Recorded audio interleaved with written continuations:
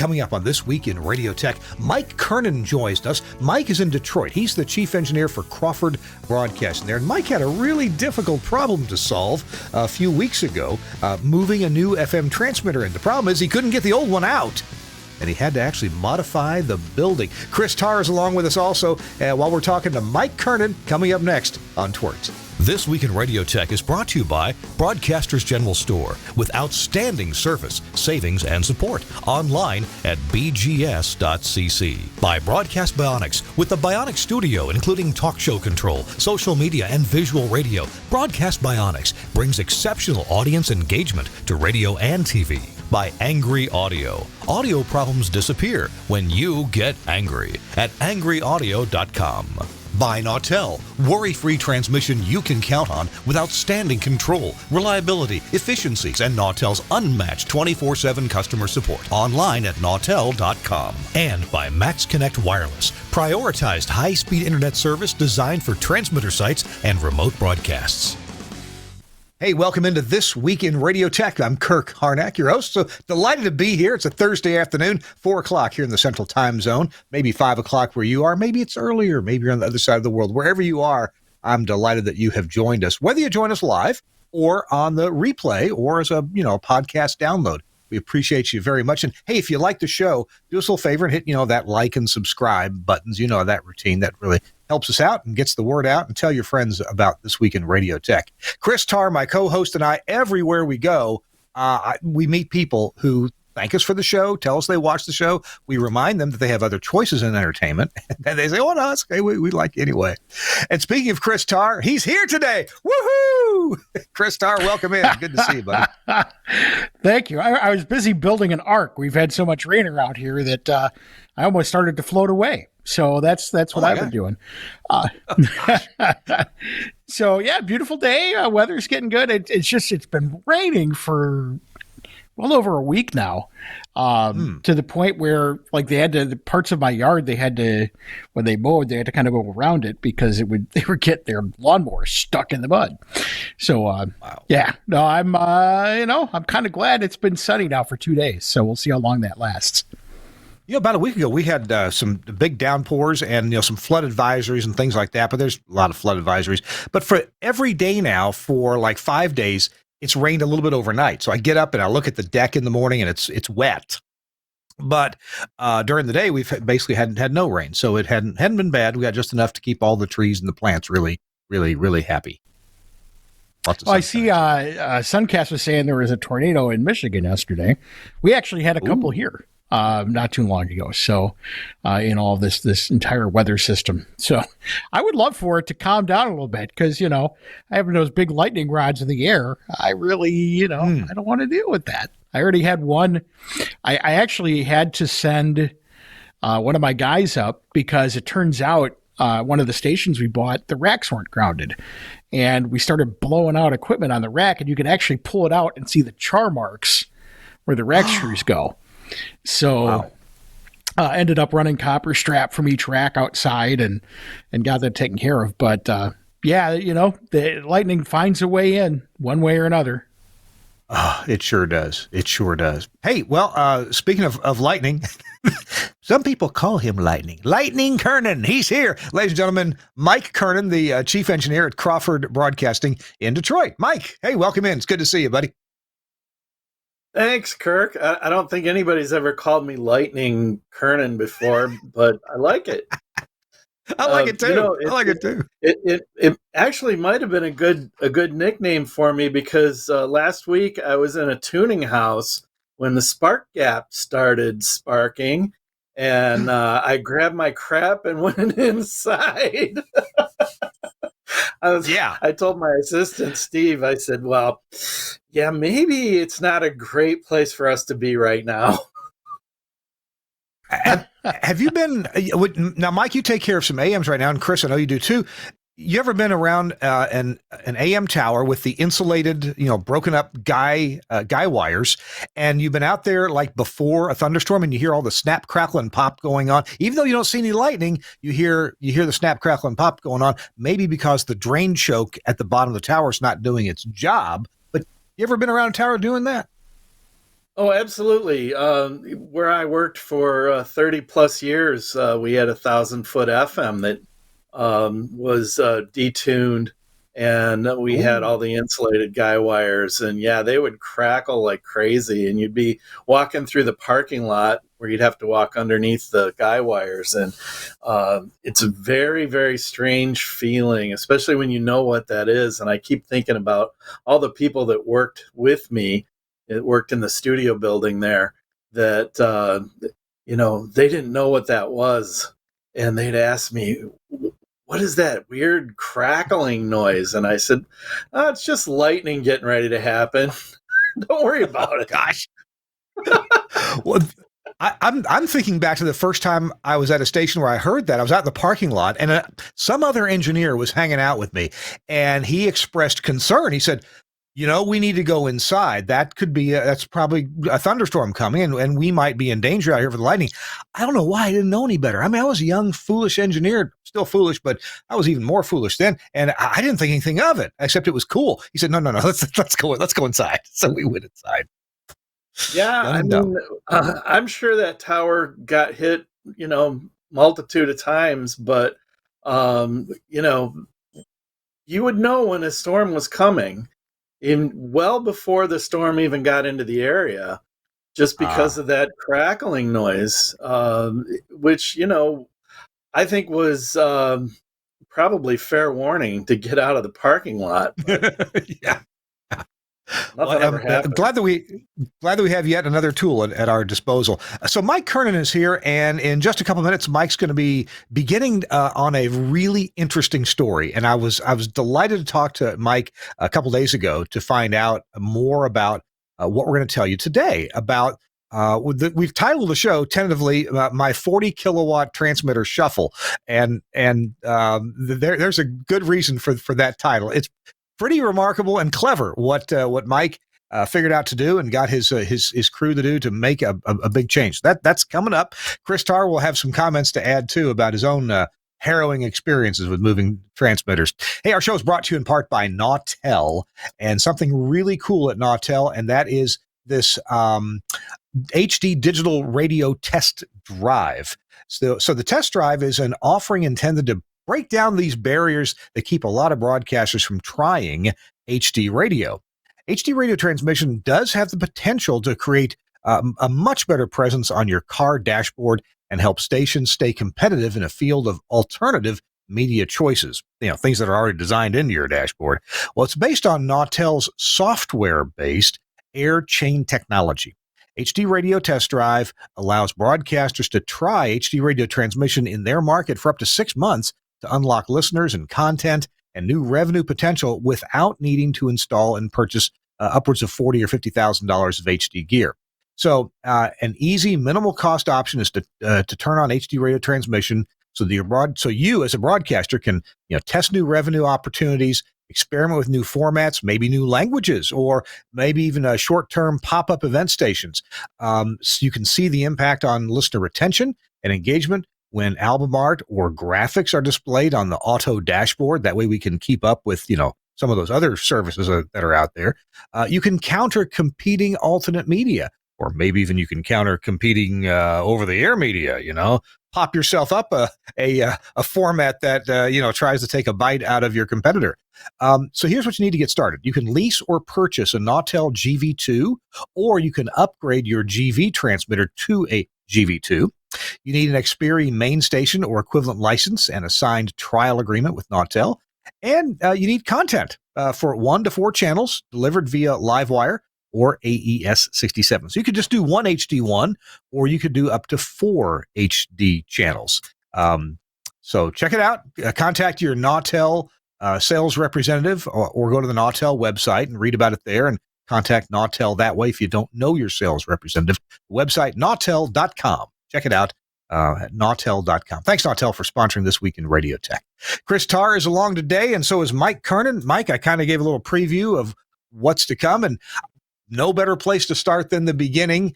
You guys made the decision to buy a new transmitter, but you had to do some work before you could put it in. Why don't you take us from the beginning?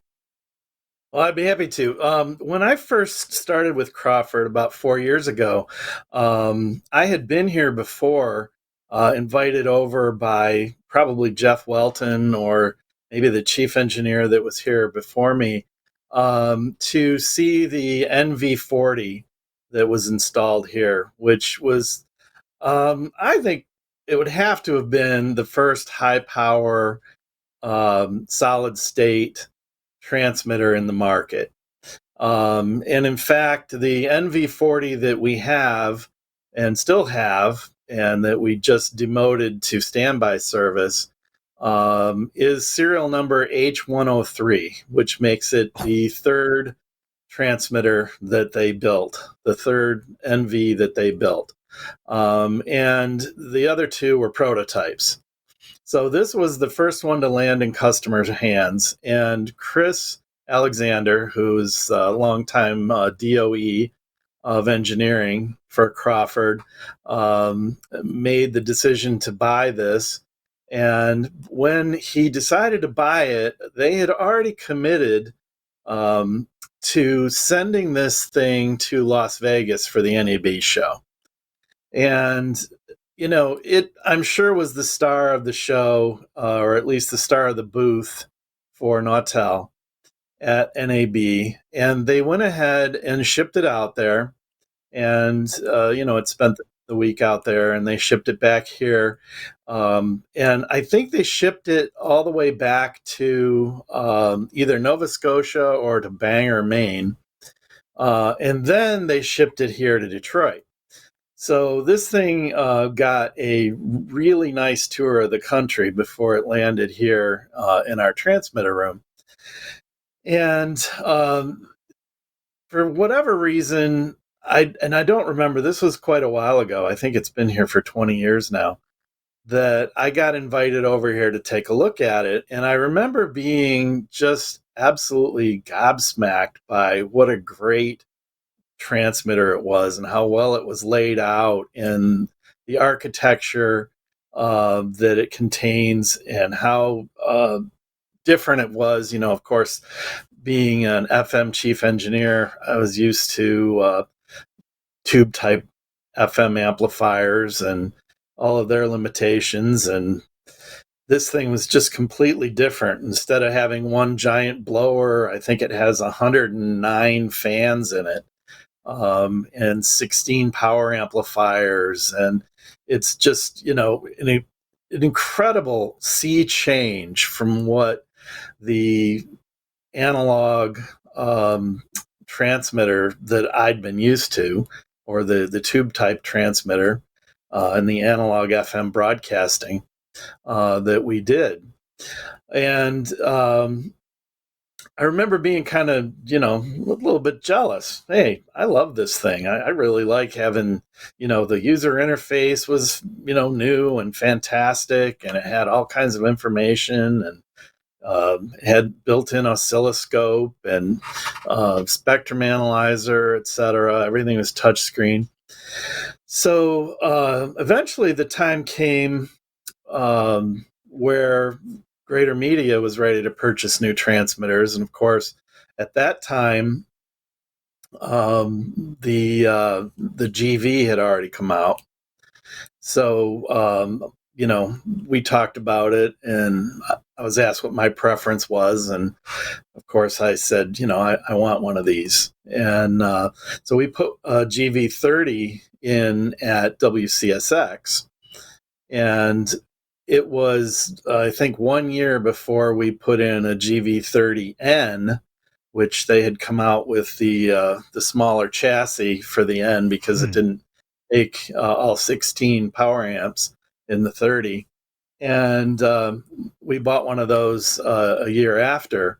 And those two units I was just incredibly impressed by. And I loved owning them and using them. And, I couldn't say enough great things about the Nautel transmitter.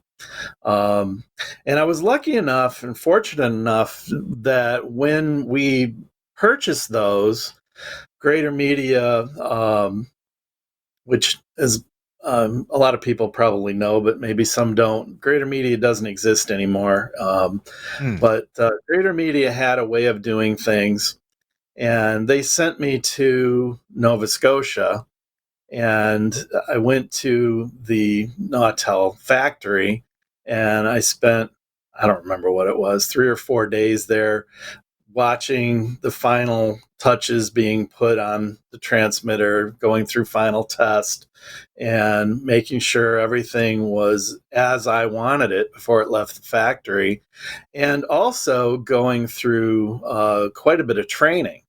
They had a training course there, and it just worked out very, very well that I was able to learn so much about it. And they did some things with us where, we'd go through not only the theory of operation and the architecture and, all of the what's and what's where type stuff, but they also caused different failures and had the people that were attending the class try to figure out what had happened and how to, rectify the problem. Hey, Mike. I wonder if you might detour for just a second on the story, because this idea of factory training is, to me, intriguing. And I've never had the pleasure of working in a station that sent me to factory training. A lot of folks go to the Harris factory training, or now Gates Air factory training. And you mentioned the Nautel. I'm interested in the value of that. I've taken care of a transmitter, installed a new one, and, just had to deal with it as it came up. But it seems like, if I knew all about this transmitter before I put it in, I am likely over some years to save my employer plenty of money on troubleshooting it, because I'll be able to get right to the problem more quickly because I've gone through the problems, almost like simulator training for an airline pilot. Can you speak to the value of training and why employers ought to take care of that for a new transmitter purchase? Well, sure. I mean, especially with the Nautel being so much different than the tube type transmitters that most engineers are taking out of service. For some of us, this is the first solid state transmitter that we'd had an opportunity to work on, or to even see. A lot of engineers, unfortunately don't attend NAB. And they don't get a chance to walk around the show floor and see these things and talk to the salespeople about them. So this is the first time that you really got a chance to go do a deep dive on a product that's very dissimilar. Of course, it does the same thing for the most part, but it even does a lot more, because, we did not have the linear amplifiers. So, we were running dual input antennas with separate amplifiers for HD radio. So this was the first chance that I got to have somebody sit down and explain to me, where everything was in the signal chain and in the actual box itself. Where are you going to find the exciter? Where is the single board computer? What does this jack do? What does that jack do? How do you make sure that you understand a failover situation if somebody doesn't go through and explain to you that, you can run this thing with 3 or 4 PAs not working, or sometimes even more.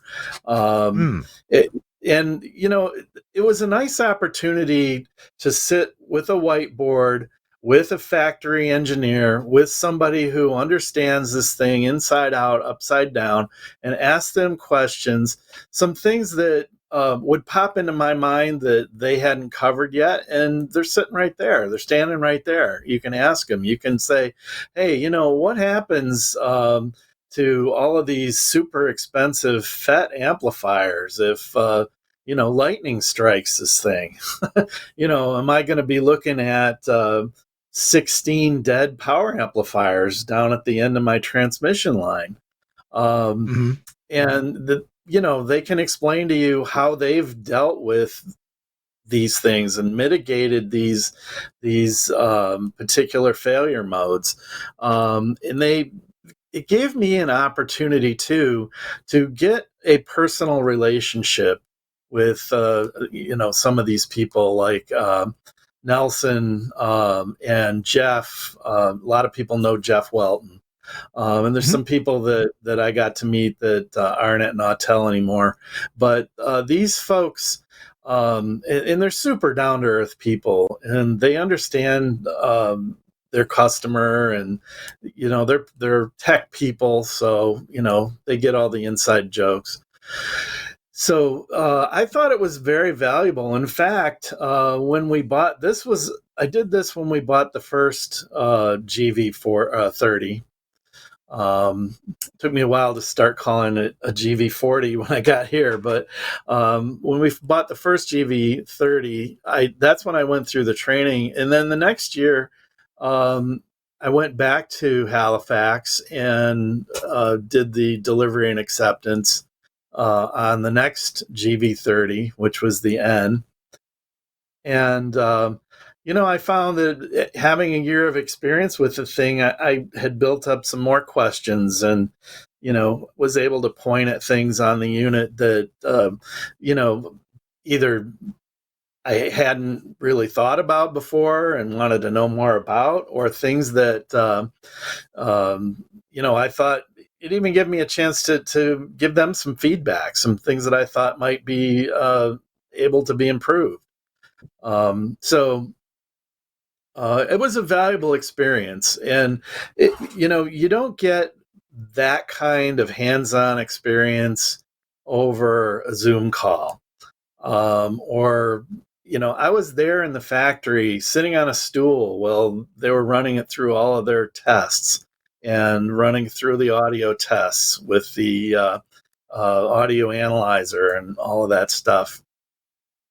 I really, not only did I enjoy it, but I took away a feeling that I could go back to my studio and know exactly what I had and exactly how to service it and to maintain it and to respond to it in the case of a failure. Mike, I'm going to pause you right there. We're going to take a quick break. Now, when we come back, we're going to start looking at pictures. Mike's been kind enough to provide us with photos of the whole situation. Although, Mike, you're going to need to. I didn't see any before photos before the big deed was done, so you might have to set that up. But we're going to we're going to understand from Mike what the problem was when they went to move this transmitter in, and how they decided to solve it, because it was a really interesting thing to solve. So that's coming up. I'm Kirk Harnack. Chris Tarr is along. Mike Kernen from Detroit. Crawford Broadcasting Detroit is our guest. And our show is brought to you in part by Broadcast Bionics. And that's where you'll find some amazing software that'll make your radio station run better and help give you fantastic, on air, the things you need to say on the air for your talent, and give you tools to post that on social media to get even more presence and interactivity with your audience. The Bionic Studio is one way to get that done. We'll be right back after this. Welcome to the Bionic Studio. The Bionic Studio brings all audience interaction to the fingertips of a production team in radio, TV, and podcast. Our workflow-led system is working 24/7 around the world for small broadcasters and national and international networks. Our telephony module, Bionic Talk Show, allows cost-effective centralization, remote operation, scalability, and resilience across an entire network of stations, but at the same time is used in single-studio self-op environments. Social media curation and activity is now considered a broadcast-critical part of programming. Bionic Social means the studio isn't overwhelmed with a wall of interaction from an ever-growing number of social platforms. We combine SMS, MMS, and email together with a speech-to-text service for listeners using smart speakers. We enable studio teams to curate, filter, and display all platforms in one place, and post text, images, and video content to multiple platforms in one operation.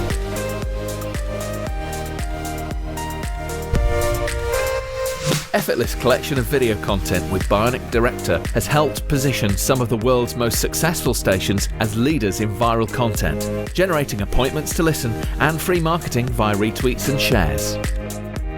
Bionic Contest enables end-to-end tracking of on-air competitions, live reads, and prizes. These could be on-air contests, automated SMS entry, or online.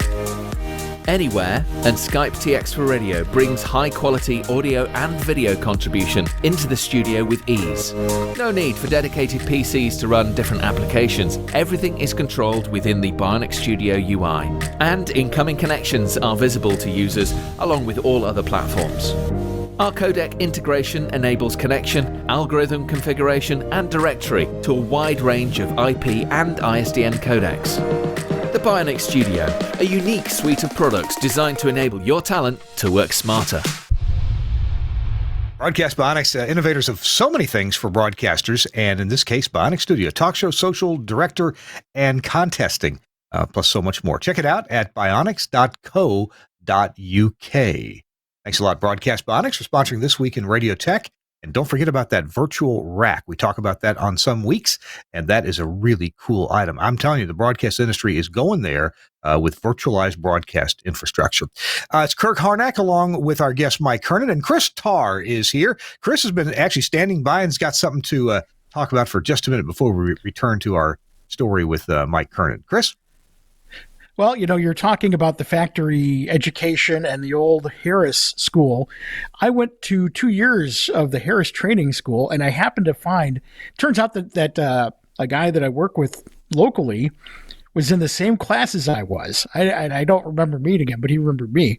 He sent me a picture of our class, and this would have been 2001, probably about the same time I met you. So I don't know if Suncast has that ready. There you go. Look at that. Oh, my goodness. So I will say that was a fantastic experience to be able to do that.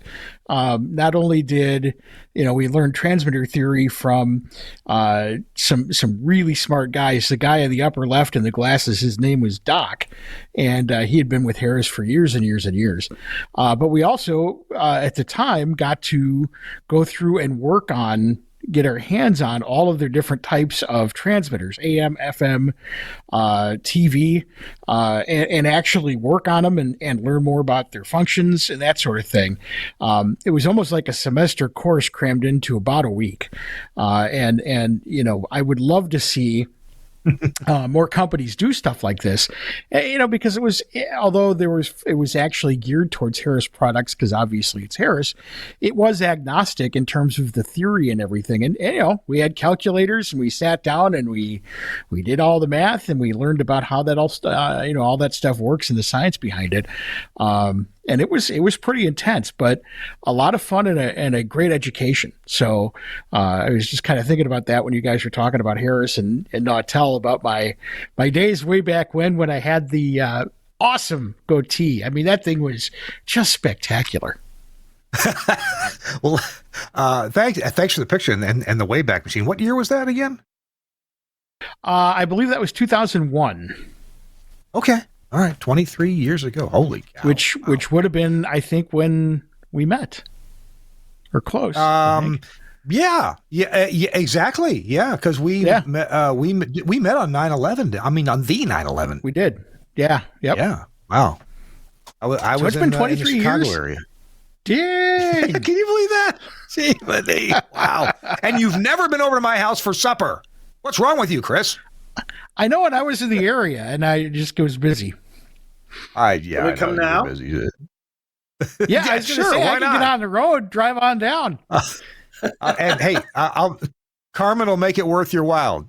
Girl used to be a chef in Spain. I mean, I know she will. I've seen some of that stuff. Yeah, she's professional. Fantastic. Well, hey, Mike, let's jump into the story here. You bought a transmitter, you got the tape measure out, and what'd you find out? Well, it wasn't a matter of even having to measure it, because I'd been in the transmitter room enough to know that there was no way that I was going to get that old Continental 816R4C out of there without either reducing it to pieces or taking everything out. So here's this. I'll set this up for the viewers here. The room is long and narrow. There is enough room to stand in front of the NV40, but you cannot completely open the doors. If you have to do something like take out module 1, 2, or 3, or 14, 15, and 16, you got to remove the doors because there is that little space in front of the transmitter, and behind it isn't much better. So it's basically a cracker box, the type of room that this is. And the NV40 had come into the room last, and next to it is a rack full of support gear, as one would expect. And then just beyond that in the row is the Continental 816. Mm-hmm. So the 816 had been in there since, I think, 1993. And, it had been loaded into the room first with the NV40, coming after it. The only thing that you could do to get this transmitter out of there is to take the NV40 out, to take the rack of equipment out, to take the 816 out, put in whatever you got new, in this case our GV40, put the rack back, put the NV40 back. To do that was going to require many hours of work and obviously off-air time. We don't have an aux site, so we would have to take our main transmitter down to get the standby transmitter out.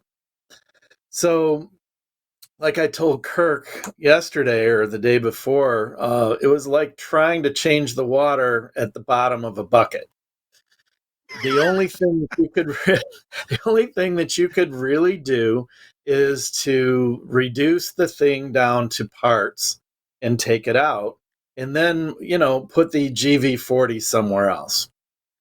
Well, I didn't like that idea. I want my transmitters in a transmitter room. It's where they belong. The heating and cooling systems are set up for it. It's I don't want the transmitter in my TOC. It's noisy, it's big, it's in the way. I don't have the electric for it. And the TOC was probably the only other place that I could conceivably put it. We talked about buying a prefab building and putting that out in the yard. And we could have done that. And that probably would have been pretty nice, except the problem there is cost. Prefab and new HVAC and all the electrical connections and rerouting the conduits and rerouting all of the RF piping. So, that was kind of not a great plan. So I was in there scratching my head thinking, geez, this is really going to stink having to, move this GV in here by moving the NV out. And by the way, you move the transmitters out, you immediately have to make a turn before you can go out of the building. So It's really, really tight. And I was just kind of walking around in there, and I'm looking at this wall, and I'm like, boy, it sure would be nice if that wall wasn't there. And then I thought, maybe it shouldn't be there. And I thought, I might be onto something. So I walked out of the transmitter room, I made a U-turn, went outside, and there's nothing out there but a downspout on that side of the wall. And I said, that's it. That's exactly what we're doing. We're going to go through that wall. And so I approached Chris Alexander. I kind of thought it through a little bit, and I approached Chris Alexander, and I said, I want to put another door in the building. And, I would have thought his response to that would have been like, yeah, no. But he said, find out what it will take to do it. So I got a contractor over here, and he was a door, commercial door contractor, and he knew people that could deal with the concrete block. And he says, yeah, we can put a door there. And I said, I also want a sidewalk here too, because I don't want to try to roll the transmitter through the dirt. And he goes, I got guys that can do all this stuff. So I ordered the door and showed him where to put it. And I ordered an extra wide door because I've been here before. And,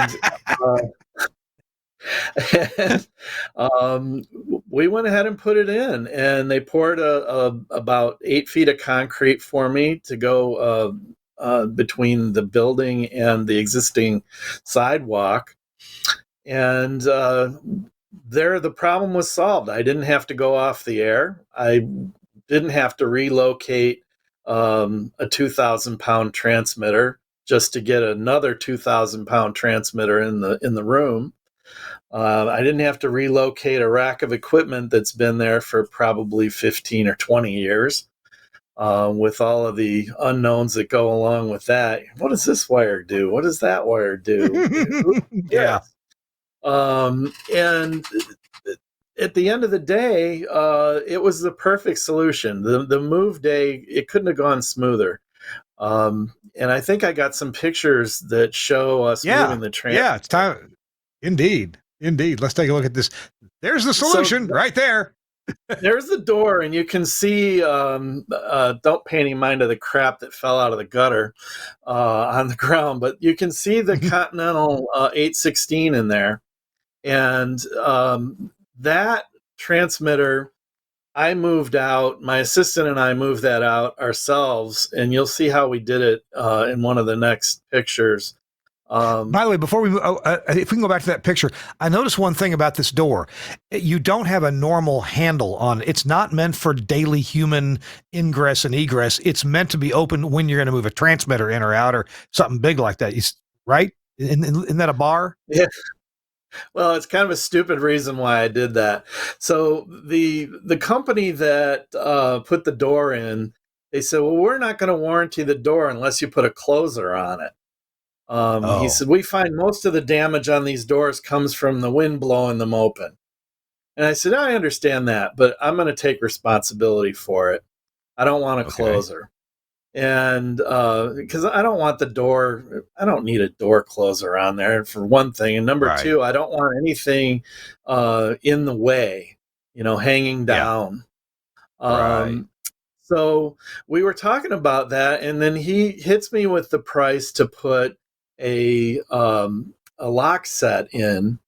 And I said, I don't need a mortise lock on a door I'm going to open 3 times a year. I don't need a $700 lock set on there.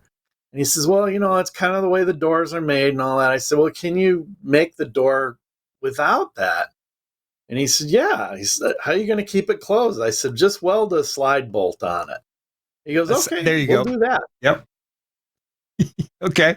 Cool. I wanted to point that out because, this is not your normal door to go in and out. This is to get the next transmitter in and out. Or if you got something big to bring in and out of there, you can do that. Yeah, or I go in and out there when I'm going to the HVAC unit or something. But yeah, no, normal people aren't going to use that. And it's not meant as a path of egress from the room.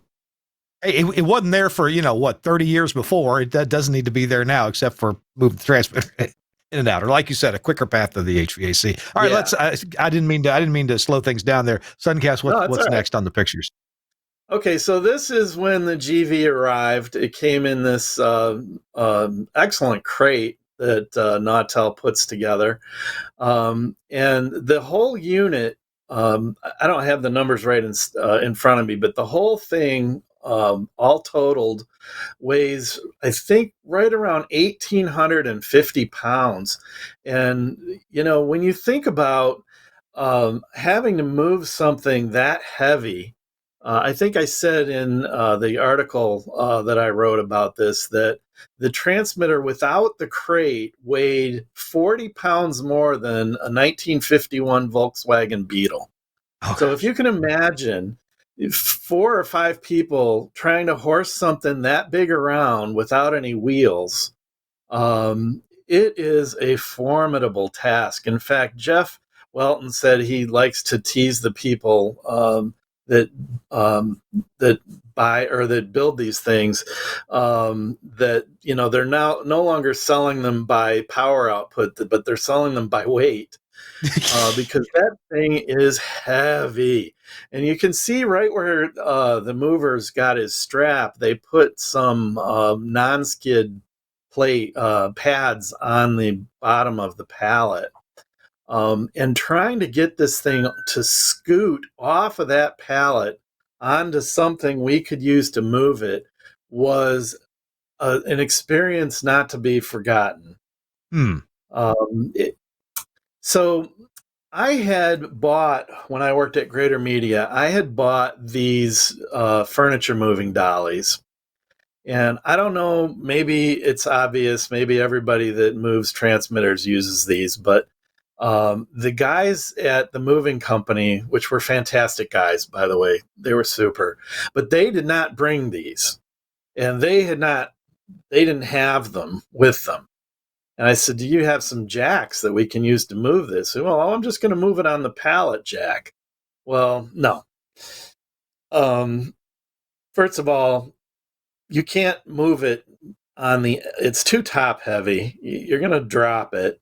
And you cannot move that thing down our narrow sidewalk, which you can see behind the transmitter there. On a pallet jack. It's going to be too wide. It's going to end up hitting the fence. The sidewalk is uneven. So I'm glad I prepared and got these jacks. I borrowed them from the person who is taking my place over at, it's now Beasley, but was Greater Media, who was my assistant for 20 some years. And I said, I need to borrow those. And she's, yeah, great. Come and get them. But without those things, I don't know how we would have still been out there trying to figure this out, I guess.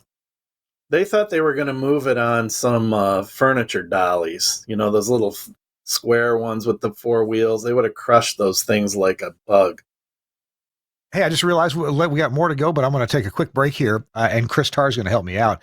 We're talking to Mike Kernen. He's telling us the story of getting this Nautel transmitter not only into the building, but the way he had to prep the building, the way he had to get the old Continental transmitter out that had been there since, I think you said 83 or so. It had been there a long time.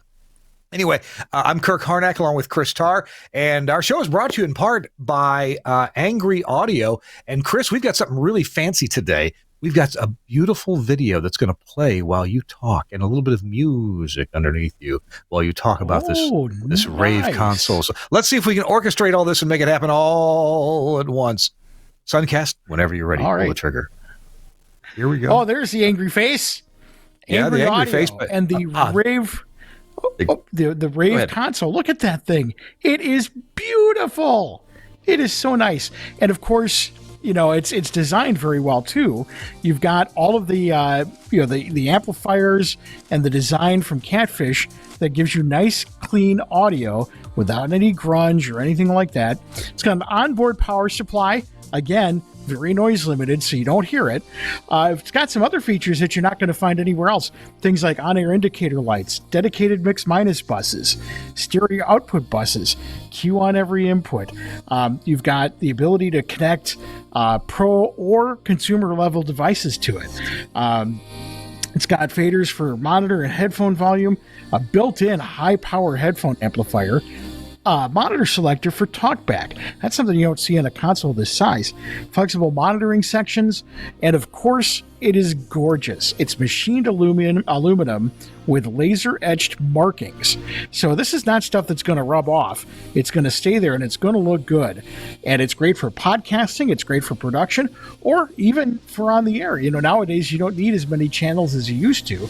You can get something like this and put it in your on-air studio, and it looks beautiful. And of course, it uses the Studio Hub connectors, which means you can get it set up in a snap. So check it out. It is the Rave console. You can get it through Angry Audio and through your favorite broadcast distributor. Problems go away when you get angry. Thanks a lot, Chris. Thanks, Angry Audio, for the new Rave consoles now shipping. Hey, our show also brought to you by Max Connect, and they do a lot of things at Max Connect Group these days. One of them, though, is we've been talking about it. It's this U.192. Software-based FM audio processors are coming up in popularity. People are trying these things out, and different companies have them.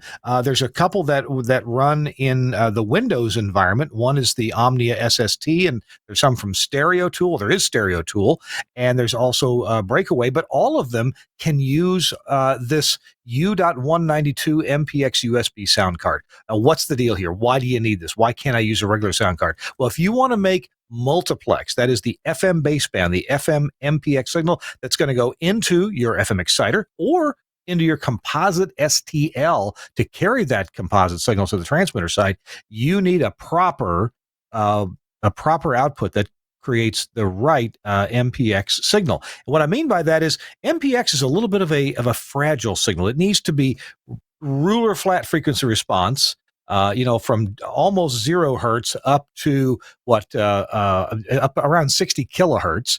And then it also needs to be properly phase aligned. You can't have any group delay or phase delay in any parts of the audio spectrum. It needs to be really well designed. And to this date, there hasn't been one on the market that's designed to do that. There's a couple of sound cards that would kind of work if you're willing to put up with some compromises. But the U.192 is designed to do exactly this. Plus, it has digital AES inputs and outputs. On Studio Hub RJ45 connectors, you can bring your audio in that way and take it back out as 192 kilohertz MPX output audio. So that is so cool, and it's analog MPX. So this will go into almost any FM exciter on the planet, any composite STL on the planet. It's got a built-in power supply. There's no wall wart. It's a powder-coated steel enclosure. It feels heavy. It is heavy. It is well designed for 24/7 broadcast operation. It's actually designed and built by Angry Audio, even though it is marketed and sold by the Max Connect Group. So check it out. You can go to the website at Max Connect. I know it's spelled funny. Max with 2 X's and Connect with a K. MaxConnect.com. There's always a link in the show notes if you forget. And you can check this box out. That'll give you, take an inexpensive computer that'll run these FM processors.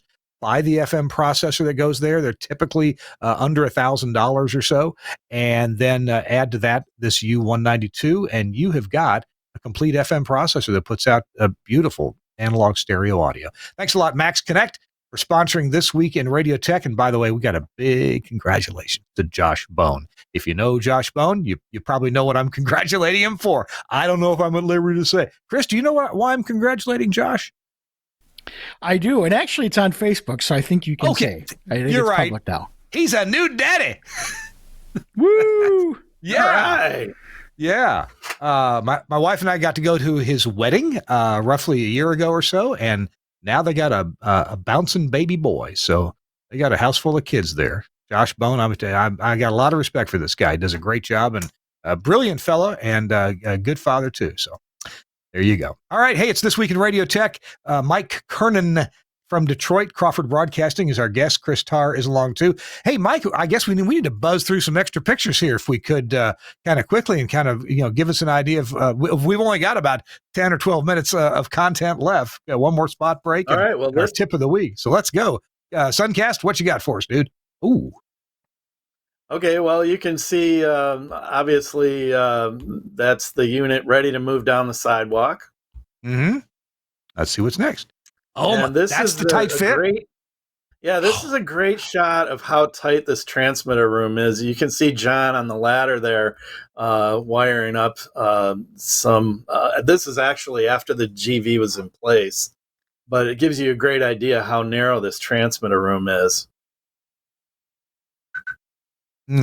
Wow. All right. And yeah, there's the front, and you can see again just how small this room is. I think one of the things that I should point out is on the right to my back there was the NV, and this is looking in through the existing door. Yeah, that right at my back is the rack and the NV there. Okay. And then this is a look through the existing door. You can see the electrician there, and that's the NV that you see there at the end. Right, and it's in the way of taking other stuff out. If back when that was the only door. Yeah. Yep. Okay. And this is my favorite new toy, the new HD Multicast Plus that came along with it. And it's sitting on top of the old exporter, trying to teach it a lesson, or importer, I should say. Yeah. Nice. So there's the new GV40. It doesn't have a ladder inside. That's just a reflection. But, right. The room is so small that I couldn't even get a wider picture of it from that angle. Wow, it's tight. Yeah, and there it is, replacing the picture you saw earlier. So it sits exactly. Yeah, it sits where the Continental used to sit. Same place. Right. Yeah. Okay. And you can also see now I had them add a hood over it, so that all of the exhaust air goes right up into the return air duct for the HVAC. And at the same time, we put in a new HVAC because, why torture ourselves and not torture ourselves proper? Okay. Let's see what's next. There's the new HVAC right there. Nice. You see how huge that is? Yeah. And of course, the new door. Nice. These new HVAC units are so much larger than the old ones. Why is that? Because of the SEER requirements for energy efficiency. They have to have much, much larger condenser. And this one's a package unit, so the evaporator's probably bigger too. Okay. And of course, your gen set. And that's our new Generac sitting there too. We just put that in this spring. And okay. Suncast, is that the last one? Yeah, that's it. Well, good. Well, we got through the pictures with a better idea. We got a minute to talk about this, and then Chris has a story too. It boggles my mind. Why would the original people who designed the transmitter room, why would they design it so narrow front to back? I can see not wanting to spend more money than you have to on the square footage, and they didn't know, that 30 years down the road or 40 years down the road, just what they'd be doing for backup transmitters and all that. But I always wondered about, why so small when a good sized engineer barely has room to, squeeze by the front of the back of the transmitter. What do you think about that? Yeah, trust me, I can relate to that. I'm a good sized engineer. The only thing I can think of is, and Chris Alexander could probably speak to it because he has so much more history at this company than I do, but the only thing I could think of is that there was some limitation. That transmitter room is pretty close to the property line, and it may have actually been, placed right near the easement. And the other side of it is a tower. So they may have just needed to squeeze it in there the way they did. Although we did end up building our TOC along the other side of it. So I don't know, but, I'm sure everybody that's ever walked in there has wished that it was bigger. Yeah, sure. I'm sorry, there's a little delay. It also used to be a standalone building, and as Crawford expanded the works here in Detroit, they encompassed it into the main building. Okay. Gotcha. Or incorporated it, I should say. Yeah. I hear you.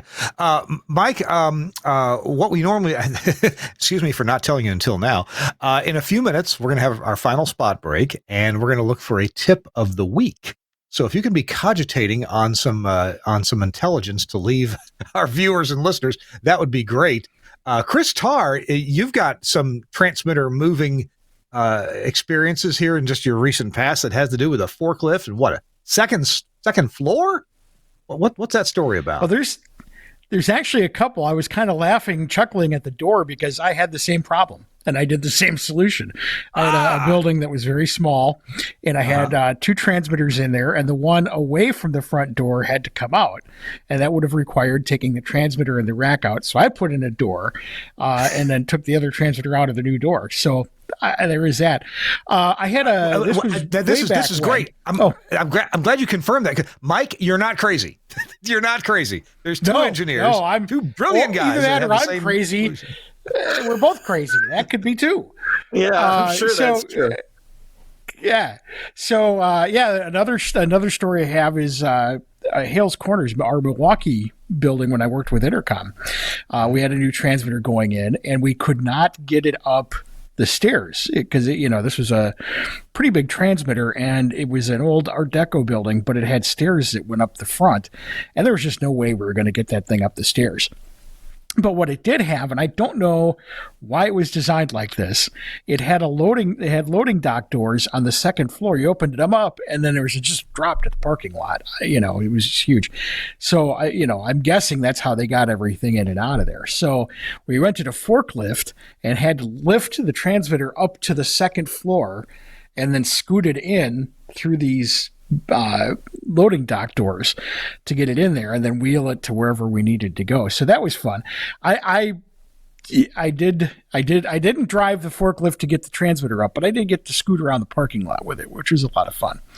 And then the last one we had an issue with getting the transmitter out. This building, they basically tore out part of the building to get this is an old AEL transmitter. So in the late 60s, they tore out a hole to bring the transmitter in and then filled it up. The problem is that it has a really tight turn in it. So there was no way the AEL was coming out in one piece. There was just no way we're going to be able to do it. So a couple of us got together with Sawzalls and just totally destroyed the thing and brought it out in little pieces. And I'll tell you what, I hated that transmitter, so it was a lot of fun getting to take the Sawzall to that sucker and tearing it up, because it was just, it was like therapy. We're just like, you son of a... So that's how we got rid of that one. Did you stop so I'm looking forward. Oh, yeah, exactly. I was grabbing the baseball bat and nailing it. So I'm looking forward to my next stop is I'm driving to Texas to pick up a couple of transmitters, and we'll see how that goes with getting those into their respective buildings, because it'll be I should be able to go straight in, but they'll be tight. And you're right about movers. I have a group of movers, and actually here's a tip for you. I hired union stagehands to move my transmitters. Those guys can move anything. So that's generally who I get to move my transmitters. Union stagehands, they're used to moving huge speaker arrays and grand pianos without damage. Oh, yeah. Right? And when they moved my one transmitter into that building where I took out the AEL, I obviously couldn't chop up the new transmitter and bring it in. So that one actually had to be moved in. And they showed up, and sometime I'll show you pictures. I have a whole bunch of pictures of these guys getting it in there. And they managed to get it in and around the corner, 90-degree corner, and then in. And get it all set up and not a scratch on it. And they basically used their muscles and pipe to get it all around. So they were great. And I've used them a couple of times for projects with moving transmitters in. And they're very affordable. They're insured, and they get it done like right away. And that's because, like you said, they're used to moving around equipment. Wow. Hey, Mike Kernen is our guest. Chris Tarr is along here. We've got our tip of the week is coming up, and I've asked Mike to come up with something really smart, really intelligent, something we can grab hold of and maybe write down and take home and use the next time we're moving a transmitter. And of course, Chris is welcome to participate too. He usually has a tip of the week as well. But right now, we're going to hear from Broadcasters General Store. I just talked to Hugh at Broadcasters General Store today to get a price on something, and I really appreciate them being here. I'll tell you their phone number in a minute right after this. But if you need something from Vox Pro, to record phone calls or long form or short form recordings so you can edit them quickly and easily, Vox Pro is the way to go. We're going to hear from Vox Pro. We'll be right back. Hey, what's happening? St. John here, coming to you from Command Central, and wanted to tell you about the absolute best partner you can have in radio. I'm talking about, boom, Wheatstone's Vox Pro. Now, a lot of folks have used previous versions of Vox Pro, all awesome, but I want to tell you about some of my favorite new features in 7. And for folks who've never used Vox Pro before, I'm about to tell you why it's an absolute game changer and essential for really fast-paced multi-element radio. Lots of different audio software out there. Why Vox Pro? Because it was designed for radio. It's the only software designed to do what we needed to do, which is record, edit, playback in real time. When I say lightning fast, I'm going to show you how fast you can edit stuff up in Vox Pro right now.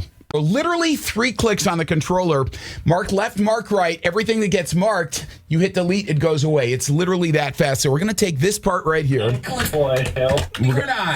Boom, from caller 9 to him saying, I'm ready. 5, ready for that secret sound. Boom, all of that stuff, hit delete, it goes away. Here's your edit. You are tackling secret sound, caller 9. I'm ready, St. John. So one of the best features of version 7, this is awesome. It's effects macros, and you can literally put a chain of effects together so that instead of having to normalize a phone bit and then use noise reduction on it and EQ it and all that, you can literally build a chain. One button, this one's called call right here. I just click that. All of those processes happen instantaneously. Literally saves 80% of your editing and cleanup time. Final thing that I love about Vox Pro, and there's so much more to get into, but one of my favorite things, you can load it on a laptop. I've literally done my show from a hotel room in Armenia to the conference room at, this was fun, jury duty. Great thing, no one could tell the difference. Vox Pro makes it totally easy. Telling you, if you're looking for the best on-air partner, call my friends at Wheatstone, ask them about Vox Pro, and you will be glad you did.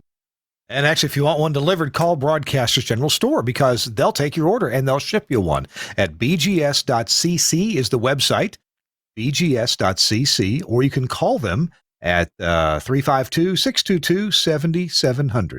That's 352-622-7700. A lot of times they answer on the first ring. Isn't that amazing? They did today. I called one ring. I got you right, just like that. Just like that. All right. Hey, it's Kirk Harnack. We're about to wrap up This Week in Radio Tech. Chris Tarr has been with us as our co-host. Chris, may I go to you first, Chris, for a tip of the week? Oh, you may. A new toy that I've got. Just got it from Amazon. It's a little DSP radio, and it's just a little handheld guy. And if you notice, let's see if I can get it in here without getting reflections. It's got RDS in it.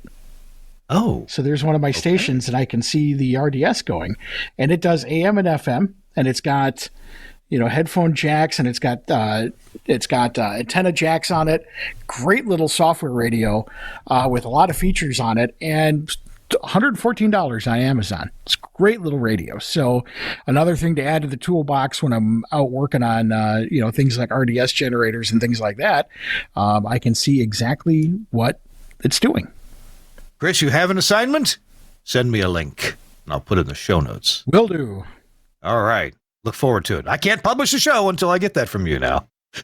So that's cool. And that it shows RDS. Do you know if it shows all RDS, like the Radio Text Plus, all the little elements? Or that I don't know. I haven't seen any stations with it, so I couldn't tell you.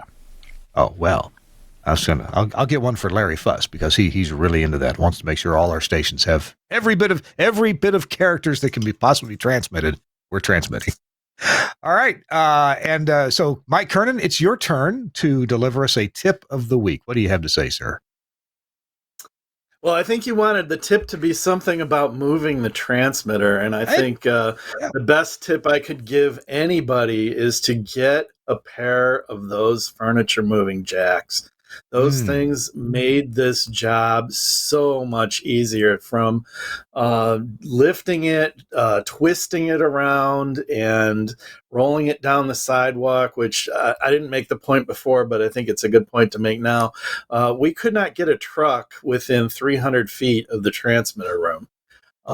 That's how far we had to park in the parking lot and get this thing. And they're great for rolling inside the building. Or even outside, and they have hydraulic bottle jacks in them, which jack the transmitter up, and they hold it nice and steady. We did not put a scratch on any one of the panels of that thing. And the other tip is, yes, take the doors off. Don't try to move this thing with an expensive touch screen. You can carry the doors, yourself, or two people. Don't put the doors at risk. Those things are beautifully painted, and it has a touch screen built in, and they stick out. It gives you some more room. And if I have a second, the last thing is the MPX over AES. I love that Max Connect box. I was really excited to see that. I do use that. I've got both my NV and my GV connected that way, and I think it's fantastic. Yeah, and that is cool. That it's so clean when you do MPX over, and you said AES, so that's the AES 192 standard. Correct. So yes. yeah. That obviously, that composite signal, whether if you're doing it in analog, there's going to be a noise floor no matter what you do. That box from Max Connect makes that really low. When you do it over an AES EBU connection, oh my gosh, the noise floor can literally be something like 138 or 136 dB down. I mean, just crazy low. So that's where you want to be if you can do that. Good deal. Great advice all the way around. And I appreciate that so much. All right. Mike Kernen has been our guest today. He's the chief engineer at Crawford Broadcasting in Detroit. And so, Mike, it's great to see you again. Yeah. Thanks for saying yes and being our guest. Chris Tarr is our co-host. Chris, it's so good to see you back. Hope to see you next week too, man, if you can. All right. You got it. All right, man. Well, thanks to Suncast, our producer, with his hands on the controls, a steady hand to give us a good show. Thank you, Suncast, very much. We'll see you next week on This Week in Radio Tech. Bye-bye, everybody.